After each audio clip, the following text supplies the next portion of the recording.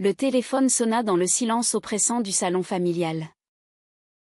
Émilie, les mains tremblantes, décrocha et entendit la voix froide de sa mère. « Nous savons tout sur toi et cette fille ne revient plus jamais à la maison. » Ce soir-là, au lieu de s'effondrer en larmes seule dans son appartement parisien, Émilie rencontra Sophie par hasard dans un bar du Marais.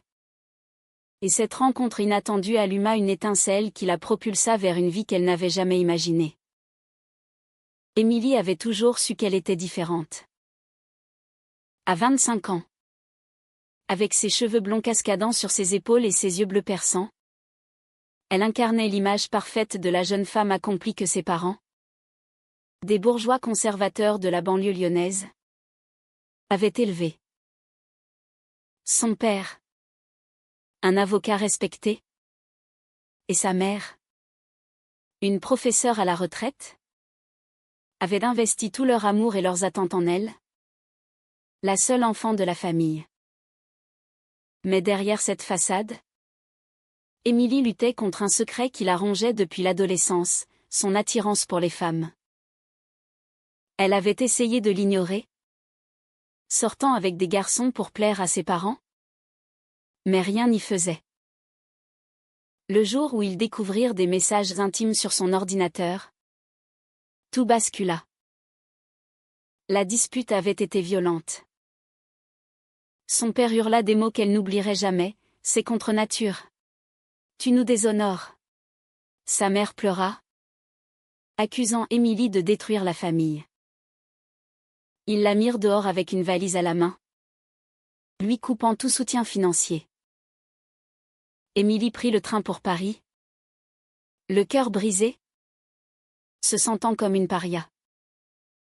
Mais dans la capitale, où la vie bouillonnait, elle trouva un refuge temporaire chez une amie d'université. C'est là qu'elle décida de ne plus se cacher. Elle posta un message sur les réseaux sociaux, racontant son histoire sans filtre. « Mes parents m'ont renié parce que j'aime les femmes.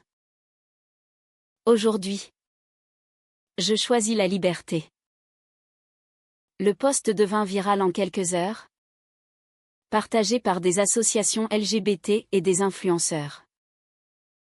Des messages de soutien affluèrent, mais aussi des insultes virulentes qui la firent douter. Ce soir fatidique au bar, Émilie sirotait un verre pour noyer son chagrin quand Sophie s'approcha. À 28 ans, Sophie était une photographe renommée, avec ses cheveux bruns courts et ses yeux marrons intenses qui semblaient percer les âmes. Elle avait vu le post d'Émilie en ligne et l'avait reconnue. « Ton histoire m'a touchée, » dit-elle d'une voix douce mais assurée. Elles parlèrent toute la nuit, partageant des expériences similaires. Sophie avait elle aussi affronté le rejet familial, mais elle s'en était sortie en transformant sa douleur en art. Elle proposa à Émilie de poser pour une série de photos sur l'identité queer, un projet qui pourrait l'aider à guérir. Émilie hésita, mais l'attraction était immédiate. Pour la première fois, elle se sentait vue, comprise. Les jours suivants furent un tourbillon. Émilie accepta la proposition de Sophie, et les séances photos devinrent des moments intimes où elles se confiaient l'une à l'autre. Sophie captura la vulnérabilité d'Émilie, ses larmes retenues, sa force naissante. Les images, publiées sur Instagram, firent sensation. Émilie devint une figure émergente de la communauté LGBT parisienne, invitée à des débats et des événements. Mais ce succès naissant raviva les blessures. Ses parents, apprenant sa visibilité croissante, l'appelèrent pour la supplier d'arrêter. « Tu nous humilies publiquement. Pense à notre réputation. » Émilie refusa, sentant pour la première fois le poids de sa propre dignité. Pourtant, au fond d'elle, une voix murmurait Était-ce de la vengeance ou de la libération? Sophie devint son ancre. Leur relation évolua naturellement. D'une amitié profonde à une romance passionnée. Elle se promenait main dans la main le long de la Seine, ignorant les regards désapprobateurs. Mais les ombres du passé planaient. La famille de Sophie, plus libérale mais distante, acceptait son orientation sans enthousiasme. Ils font comme si ça n'existait pas, confia Sophie un soir. Émilie, elle, luttait contre la culpabilité. Avait-elle trahi ses parents en choisissant l'amour? La société française, malgré ses avancées, portait encore des préjugés tenaces. À un événement, une journaliste interrogea Émilie: « N'avez-vous pas peur de regretter d'avoir tout sacrifié pour ça ?» La question la hanta. Tandis que leur couple se consolidait, des fissures apparurent. Sophie, ambitieuse, poussait Émilie à s'engager plus dans l'activisme. Mais Émilie craignait de perdre définitivement sa famille. Un appel de sa mère, pleurant au téléphone, la fit vaciller. « Reviens. On peut oublier tout ça si tu changes. » Émilie raccrocha, le cœur serré. Mais Sophie la serra dans ses bras. « Tu n'as pas à choisir entre eux et toi. » Pourtant, la pression montait. Émilie commença à recevoir des menaces anonymes en ligne. Des conservateurs outrés par son histoire. Elle se réveilla en sueur, hantée par des cauchemars de rejet total. Sophie, protectrice, proposa de déménager ensemble dans un appartement plus sûr à Montmartre. Émilie accepta. Mais au prix d'une première dispute. « Tu me pousses trop vite » cria-t-elle. Sophie s'excusa. Mais le doute s'insinua. Le succès d'Émilie grandit. Une maison d'édition la contacta pour écrire un livre sur son parcours. Elle accepta, voyant là une opportunité de transformer sa douleur en message d'espoir. Les séances d'écriture avec Sophie devinrent des moments de création partagés, renforçant leurs liens. Mais un jour, en fouillant dans les affaires de Sophie, Émilie trouva une lettre ancienne de l'ex de Sophie, révélant un passé de trahison. Sophie avait quitté sa précédente partenaire pour poursuivre sa carrière, la laissant brisée. Émilie confronta Sophie: « Es-tu avec moi par pitié ou par intérêt ?» Sophie nia, les larmes aux yeux. Mais la graine du soupçon était plantée. La tension culmina lors d'une soirée où Émilie, ivre de stress, accusa Sophie publiquement d'être manipulatrice. Les invités choqués murmurèrent, et Sophie partit en claquant la porte. Émilie, seule, réalisa le prix de sa paranoïa naissante. Le lendemain, elles se réconcilièrent, mais la fragilité était palpable. Émilie plongea dans son livre, y déversant ses conflits intérieurs, la lutte entre l'amour filial et l'amour propre, les jugements sociétaux qui empoisonnaient les âmes. Sophie, de son côté, organisa une exposition photo centrée sur Émilie, attirant l'attention des médias. Le vernissage fut un triomphe. Mais au milieu de la foule, Émilie aperçut ses parents à l'entrée. Son père, le visage dur, s'approcha. « Nous sommes venus pour te ramener à la raison. » La confrontation était inévitable. Et Émilie sentit son onde trembler. Les flashs des appareils photo crépitaient autour d'eux. Mais pour Émilie, le monde s'était figé. Son père, avec son costume impeccable et son regard accusateur, répéta: « C'est assez. Émilie. » Cette mascarade doit cesser. Sa mère, les yeux rougis, ajouta, pense à nous, ma chérie. La famille est tout. Émilie, le cœur battant, les entraîna dans un coin tranquille de la galerie. Sophie, sentant la tension, s'approcha pour la soutenir, mais Émilie lui fit signe de rester en arrière. C'était son combat. La discussion fut un torrent d'émotions refoulées. Son père argua que son mode de vie était un choix égoïste, influencé par la décadence parisienne. Tu étais une fille bien, promise à un bel avenir, dit-il. Émilie riposta, la voix tremblante, ce n'est pas un choix. Papa, c'est qui je suis. Et vous m'avez jeté dehors comme un déchet. Sa mère pleura, nous avions peur pour toi. Pour ton âme. L'Église nous a guidés. Émilie sentit la colère monter, l'Église. Cette institution qu'ils vénéraient avait empoisonné leur amour parental. Elle leur raconta comment leur rejet l'avait presque brisé, mais aussi comment il l'avait forcé à grandir. Grâce à vous, j'ai trouvé ma voie, dit-elle amèrement. Ils partirent sans un mot d'excuse, laissant Émilie épuisée mais résolue. Sophie la serra dans ses bras après leur départ. Tu as été forte, murmura-t-elle. Mais cette force avait un coût. Émilie commença à douter de tout, de sa relation, de son succès. Les médias la dépeignaient comme une icône rebelle. Mais en privé, elle luttait contre l'anxiété. Elle consulta une thérapeute, qui l'aida à explorer ses traumas. Vos parents projettent leur peur sur vous, expliqua la spécialiste. Émilie hocha la tête.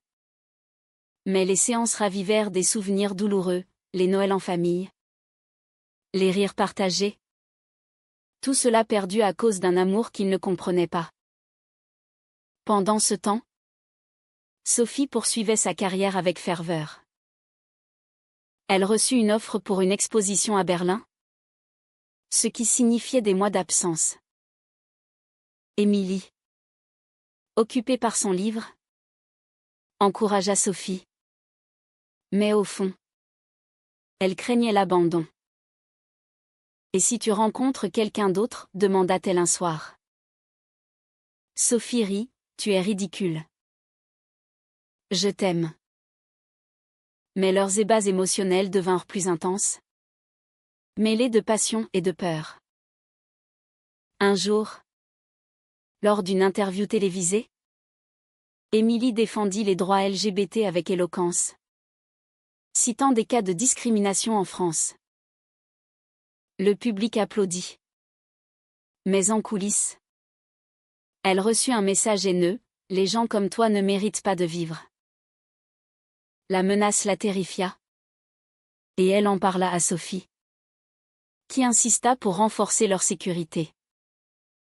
La relation d'Émilie avec sa famille se détériora davantage. Son père envoya une lettre légale, menaçant de la déshériter si elle continuait son activisme. Émilie la déchira. Mais les larmes coulèrent. Elle confia à Sophie, parfois. Je me demande si ça vaut la peine. Sophie, déterminée, organisa une campagne en ligne pour soutenir Émilie, récoltant des fonds pour des associations. Le geste toucha Émilie. Mais il attira aussi l'attention négative.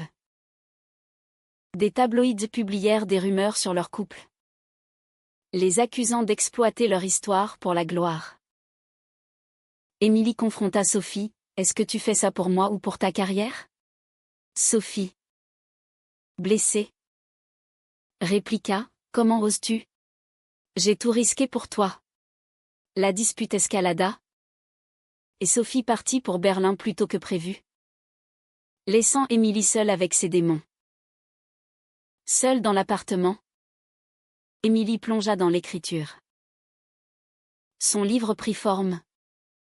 Un récit brut de ses luttes intérieures, des pressions sociétales qui forçaient les individus à se conformer. Elle décrivit les mœurs françaises, progressistes en surface mais conservatrices en profondeur, surtout dans les familles traditionnelles. Des amis la soutinrent, mais l'absence de Sophie creusait un vide. Elle s'appelait tous les jours, mais les conversations étaient tendues. Un soir, Sophie avoua, « J'ai peur que tu me quittes pour retrouver ta famille. » Émilie rit amèrement, « C'est toi qui es partie. » La distance amplifia leurs insécurités. Puis vint le choc, Émilie reçut une carte de Noël de ses parents. En l'ouvrant, elle vit une photo de famille photoshopée, où elle avait été ajoutée numériquement, souriante comme si rien ne s'était passé. Le message disait « Joyeux Noël », en espérant te revoir bientôt. La rage l'envahit. C'était une insulte, une tentative hypocrite de maintenir les apparences. Elle posta la carte en ligne, dénonçant l'hypocrisie, « Mes parents m'ont renié, mais ils me photoshopent pour sauver la face. » Le scandale explosa. Les médias s'emparèrent de l'histoire. Émilie devint une célébrité nationale, invitée sur des plateaux TV pour débattre de l'homophobie familiale. Mais le prix était élevé, des nuits d'insomnie, des attaques en ligne incessantes. Sophie rentra précipitamment de Berlin en apprenant la nouvelle. Elles se réconcilièrent dans une étreinte passionnée, jurant de affronter ensemble. Mais la célébrité changea tout. Des fans les suivaient dans la rue. Des marques les contactaient pour des partenariats.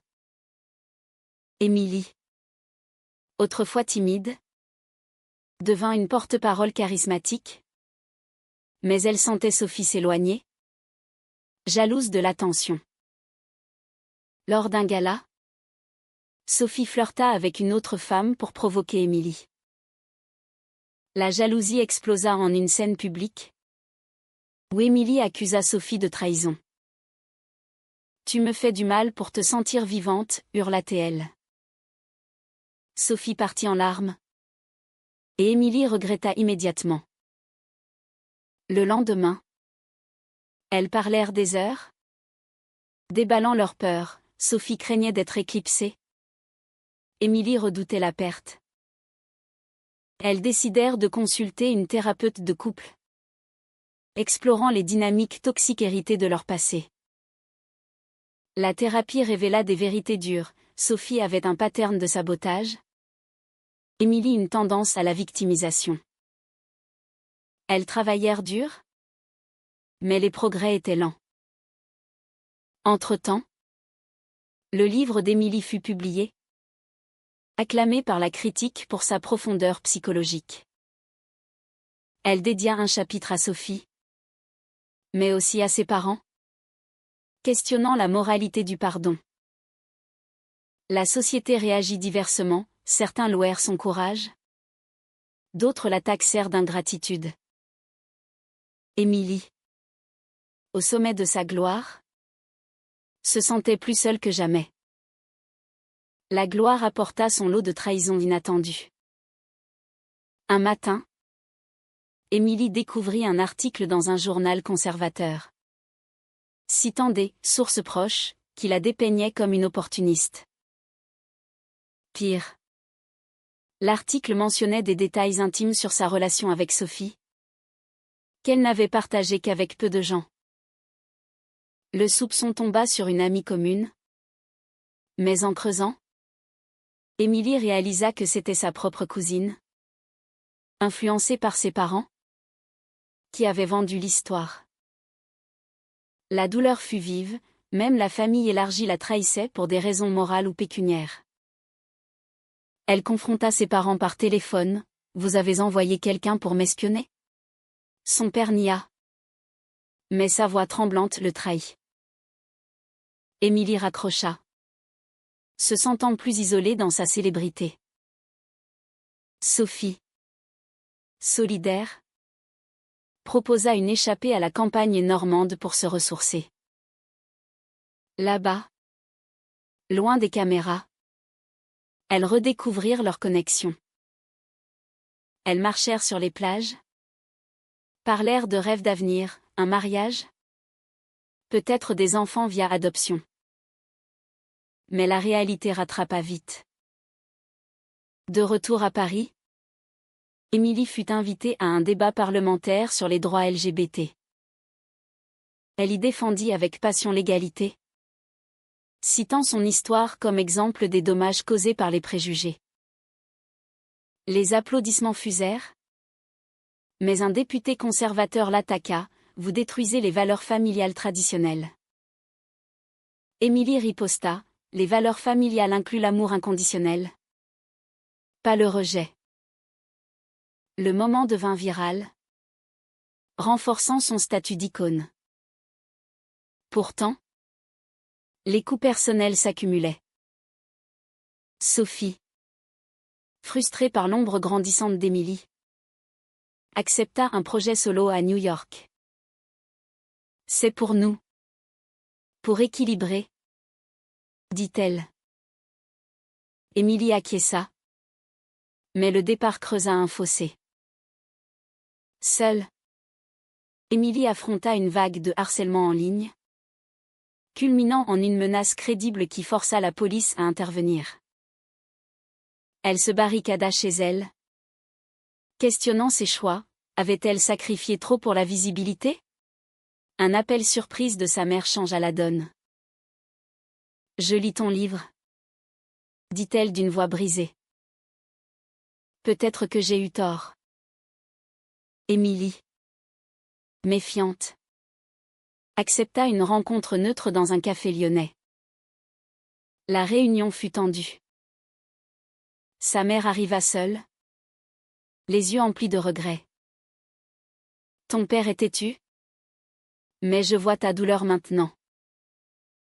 Elles parlèrent des heures, sa mère avouant ses peurs influencées par l'éducation religieuse.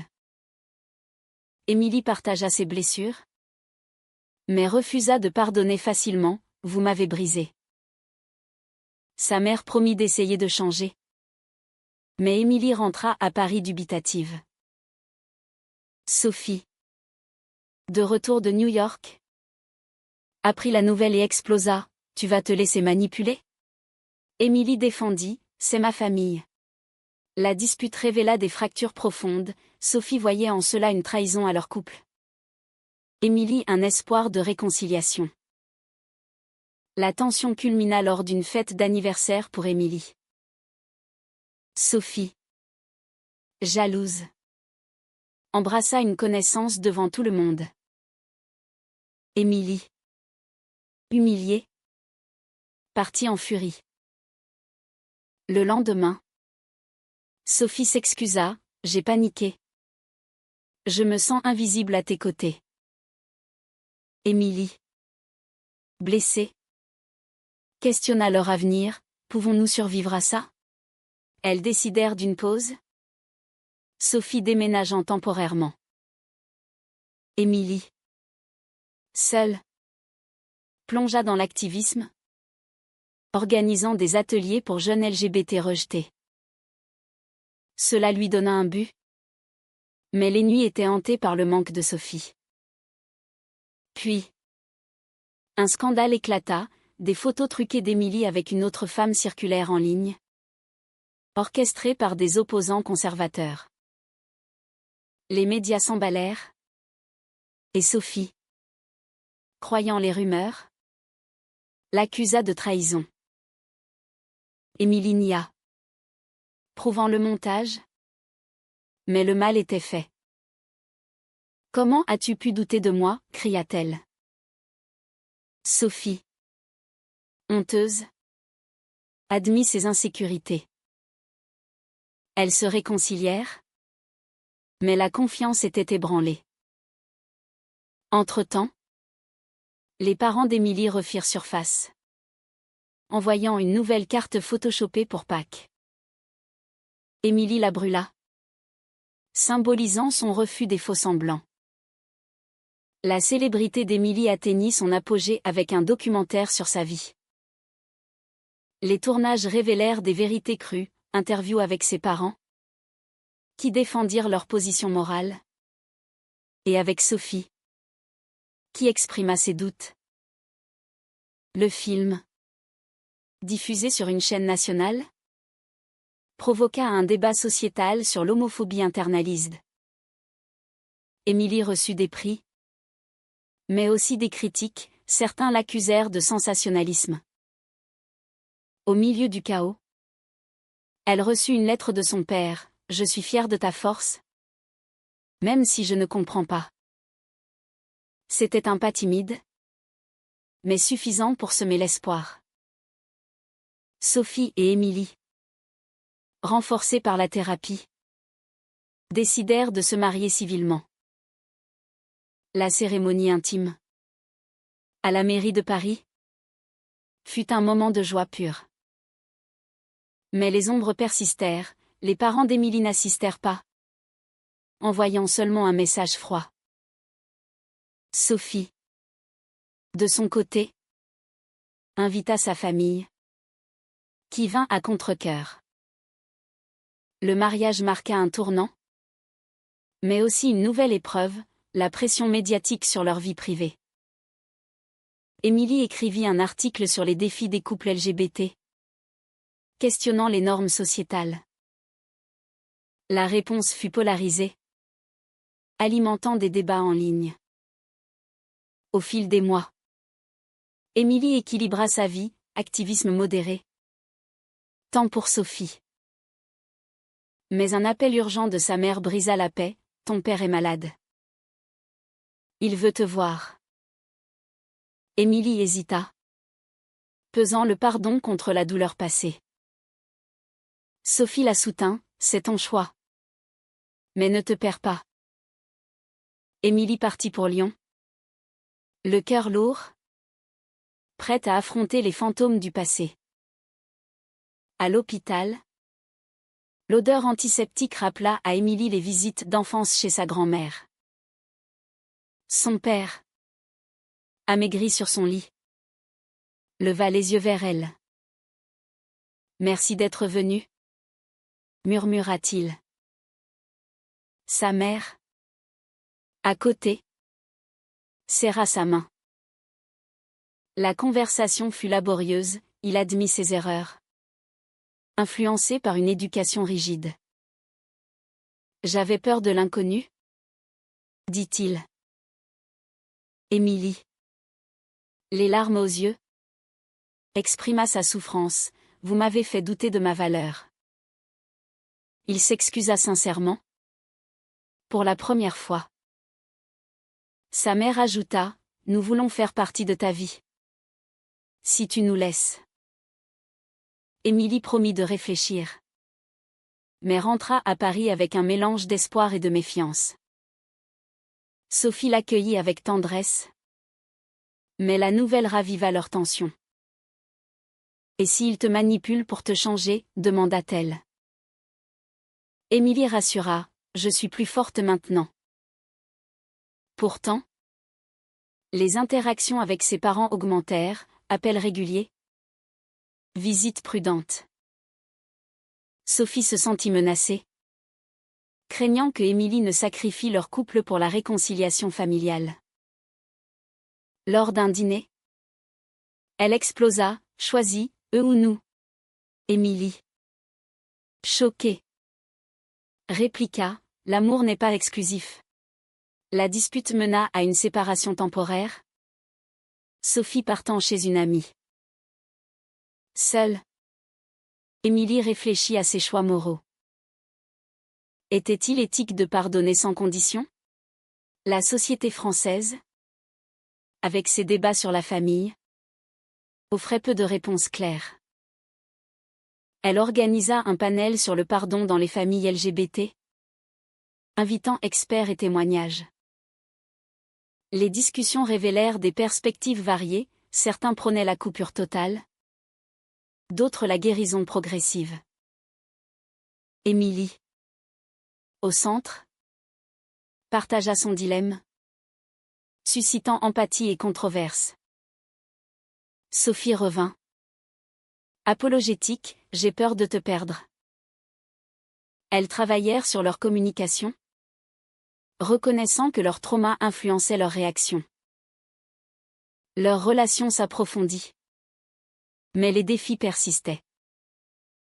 La célébrité d'Émilie attira des opportunistes, un producteur proposa un biopic, promettant fortune mais exigeant des détails sensationnels.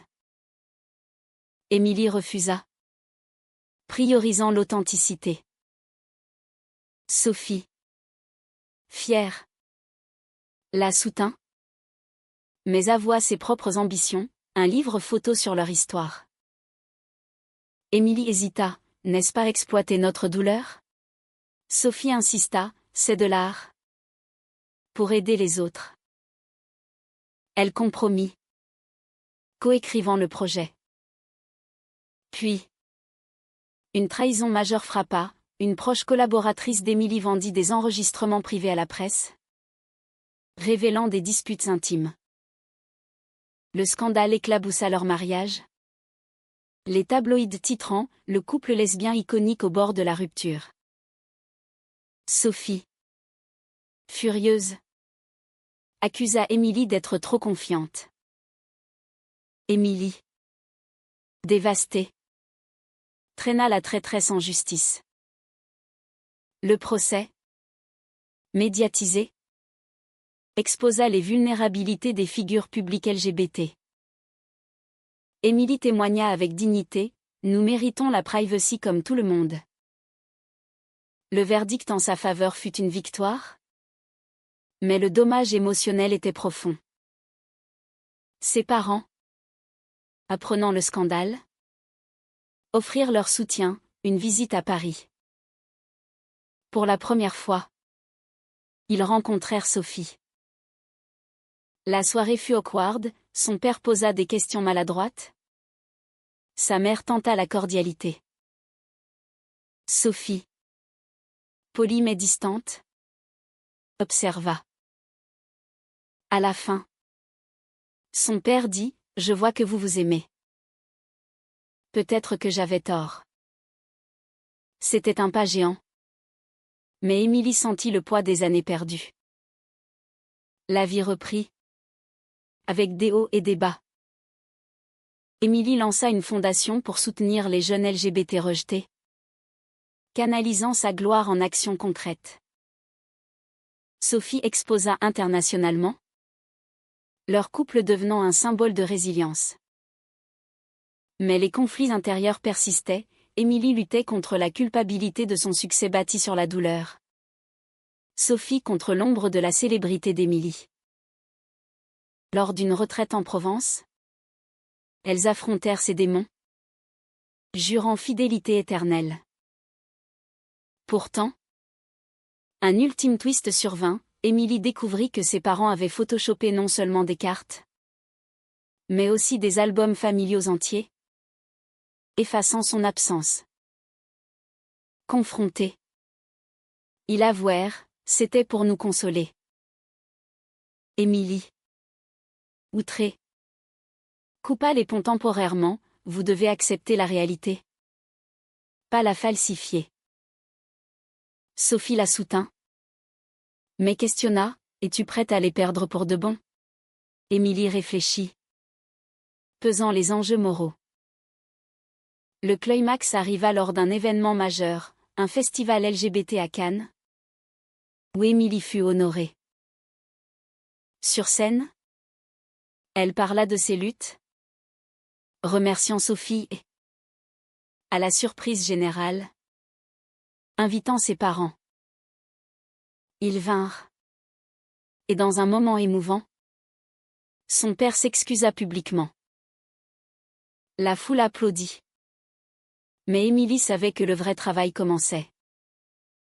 De retour chez elle, Sophie et elle célébrèrent. Mais avec une conscience accrue des sacrifices. Les mois suivants furent une période de guérison fragile. Émilie et ses parents reconstruisirent lentement leur relation, dîners occasionnels, conversations honnêtes sur les préjugés. Son père, affaibli par la maladie, s'ouvrit à la littérature LGBT, admettant ses biais. Sa mère rejoignit un groupe de soutien pour parents d'enfants queer. Émilie, touchée, intégra ces progrès dans ses discours, promouvant le dialogue intergénérationnel. Mais les cicatrices restaient, des moments de tension où les vieux jugements ressurgissaient. Sophie, de son côté, fleurit professionnellement, son livre photo devenant un best-seller.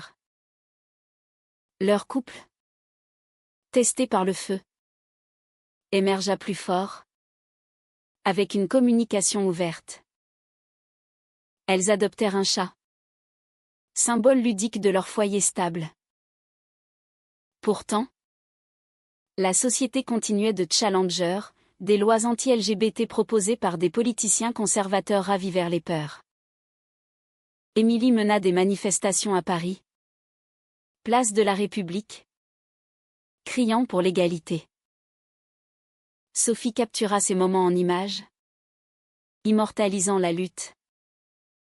Un jour, Émilie reçut une offre hollywoodienne pour adapter son histoire en film.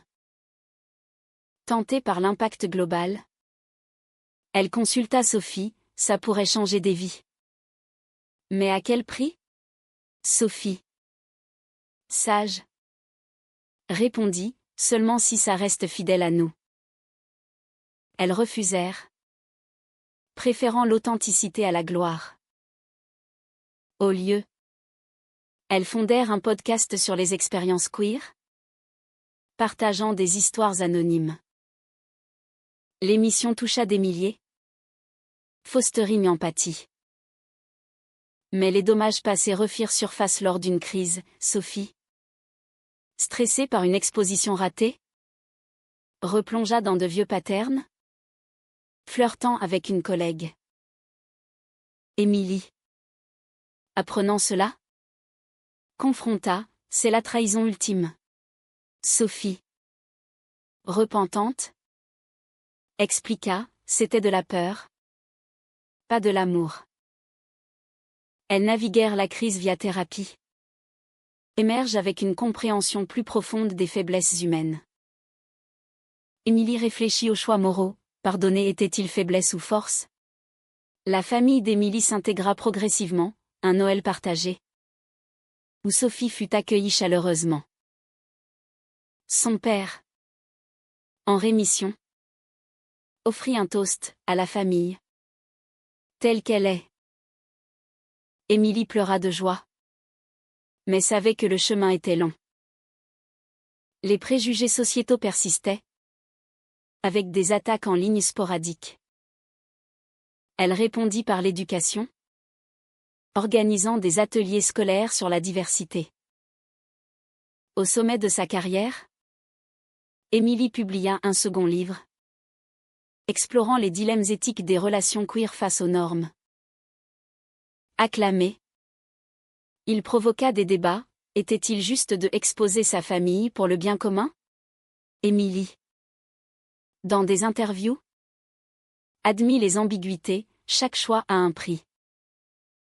Sophie s'amuse, co-signa le livre, solidifiant leur partenariat. Pourtant, un dernier conflit surgit, ses parents, sous pression communautaire, hésitèrent à soutenir publiquement. Émilie les confronta, vous devez choisir, l'apparence ou la vérité. Ils optèrent pour la vérité, postant un message de soutien en ligne. Le geste, viral, inspira d'autres familles. Émilie, fière, réalisa que le changement venait de l'intérieur. Leur vie se stabilisa, voyage ensemble. Projet commun. Émilie. Regardant en arrière, vit les dommages et les triomphes. Elle conclut son parcours par une réflexion publique: l'amour vrai exige des sacrifices. Mais il guérit aussi. Sophie et elle, main dans la main, affrontèrent l'avenir. Mais au fond, une question persistait: le pardon familial est-il toujours une victoire? Ou parfois une capitulation face aux pressions sociétales?